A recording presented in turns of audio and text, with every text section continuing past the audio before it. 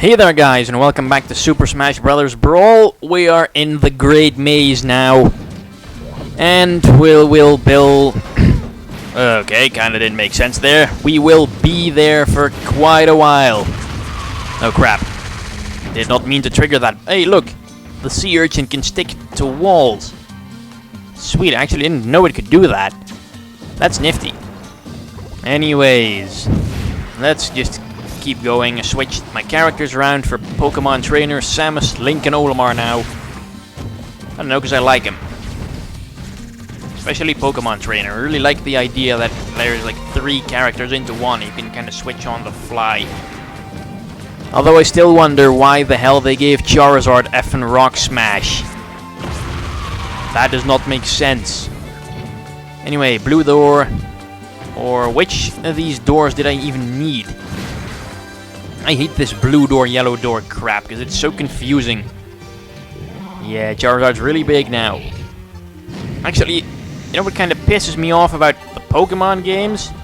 When you go to the Pokédex and you look at all the Pokemon's heights and weights and all that kind of stuff. Some of them are way too freaking small.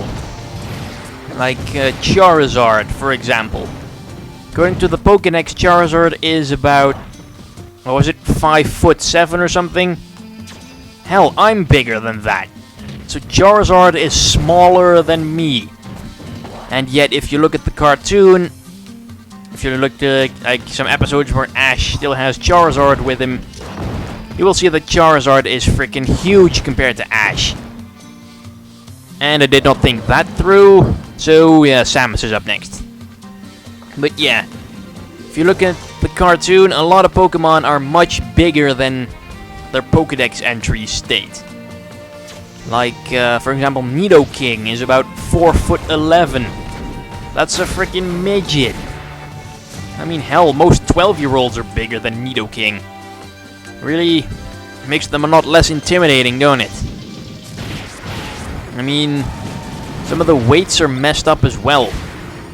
I mean, Wailord is by far the biggest Pokemon there is, and yet I don't even think he's in the top 10 heaviest. I mean, sure, Wailord looks like a blimp and maybe he's filled with air, but if that's the case, then how can he dive underwater? Does not make sense. And also, like, Gligar is much heavier than Gliscor, even though Gliscor is nearly twice as big. What the hell is that all about? I mean, seriously, what were these Japanese guys on when they did the heights and weights for the Pokemon? Seriously, that needs a retcon fast. Anyway, treasure thingy, what is it? It's Trophy of Wing Kirby, which is one of the powers in the Kirby games, which actually hasn't been in that many Kirby games, because I don't recall it being in Nightmare in Dreamland, which I've done an LP of. It's also not in Kirby in the Amazing Mirror. And I also don't recall it being in Kirby Squeak Squad, so what Kirby games is Wing Kirby in? Anyway, Shadow Diddy Kong's over here. So I'm guessing you can kind of tell by the shadow characters that appear what area is going to come up next. So I'm guessing Diddy Kong means we're going to the jungle next. Even though I'm pretty sure no bombs went off in the jungle levels. So yeah. How's that work? Just pull the jungle levels into the dark world off screen or something?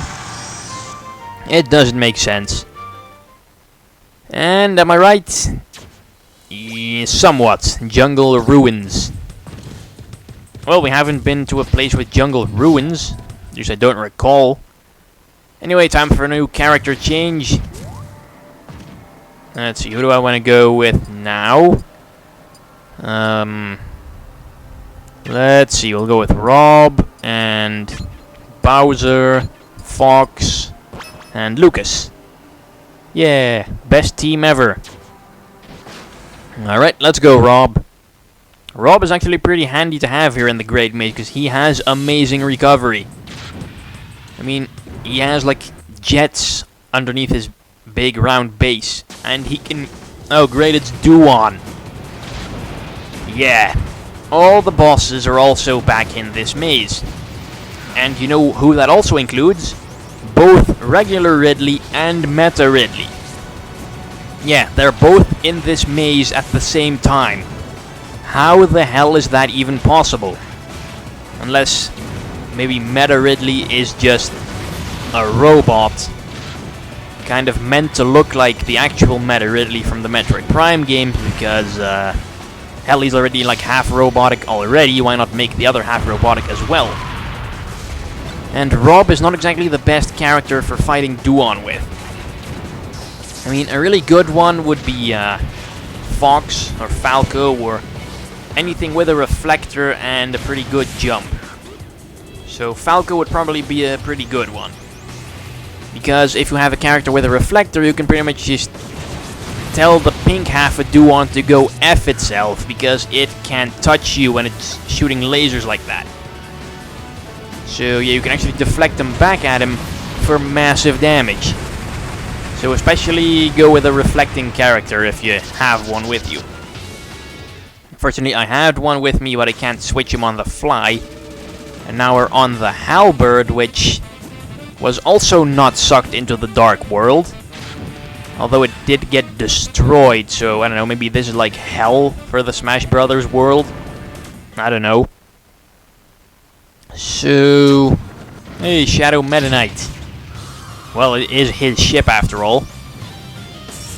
Alright, pal, bring it. Yeah, hit him with R.O.B's trademark gyros. I like that move, it's really good. Pretty much like all the moves that leave an item on stage that you can throw and use, like Diddy Kong's banana peels. Those are great. Although they are absolutely useless in the story mode, because I'm pretty sure they don't work on enemies. But in multiplayer, they're pretty handy. Anyways, oh, now we're where Lucas and Pokemon Trainer were first seen, and Ness as well. Okay, and yes, R.O.B, even though he's a robot, can swim. Yes, Nintendo made him waterproof back in 1983. What, I can't go through that? That sucks. And how does he grab ledges? He doesn't even have fingers. How does he hold on to the ledge? R.O.B is a mysterious character. He can do all kinds of things that would normally be impossible. Like swimming and grabbing ledges even though he has no fingers. What else can he do? I don't know, maybe he'll keep amazing us. Yeah, I don't know if you can really see him that well, but all the green dots on the map mean where there's doors. And where there's doors, there's probably some shadow characters you need to fight. Because you cannot get to Taboo's chamber before you've defeated all the bosses and all the shadow characters in the maze. And it's absolutely horrible. I don't know why the hell they thought this was such a good idea. Because quite frankly, it's not. I mean, we've already played through the majority of what they're pretty much giving to us in the maze. Why do we have to do it again? It's just redundant. I don't really feel like it, but I have no choice. Because I pretty much have to. Metal Pyramid. There we go, die. Yeah, R.O.B can raise the roof. Even though he's poking his hands into those spikes. Whoa. Breakable platforms, great. Even though those shouldn't be a problem for R.O.B because he's got thrusters. Yeah, pelvic thrusters. Now that would be awesome. R.O.B doing pelvic thrusts. That would be a sight to behold. Anyway, get out of all these blocks. And we're probably gonna fight Ness or Lucas or Pokemon Trainer maybe. Huh, no, it's another stage where we were being chased by the big statue. Remember? Good times. Yeah, even though there's... Whoa, easy there. No, not R.O.B. Okay, fine, we'll use Bowser. Screw you. Get out of the way.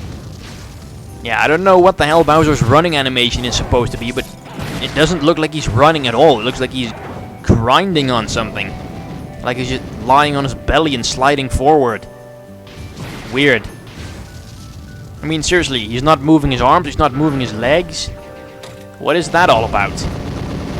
And he actually ran pretty fast earlier on in the story mode when Mario and his group were chasing him when he was holding Peach. I mean, he was running so fast back then. And when he attacked the Ganondorf trophy, again, running pretty fast.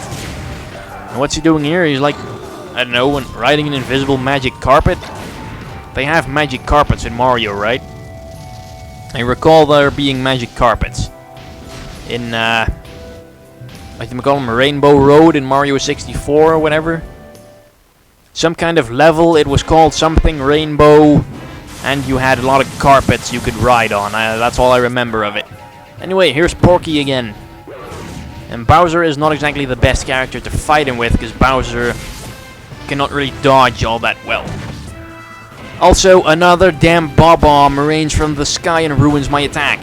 Anyway, time for Fox. Spam lasers. That is not really that effective, but hey, it's fun. Shoot him, Fox. Oh crap. Yeah, that can be deflected, so don't even bother. Anyway, just like I land and then, oh no, he beat me! Epic backflip. And now he's dead. Alright, nice job, Fox. Where are we going now? Oh, see, we're going in circles already. And it also looks like I missed a bunch of doors. So I should go back through this one. It's gonna get me over here. Luckily, Fox can run pretty fast, so we can just run right through this.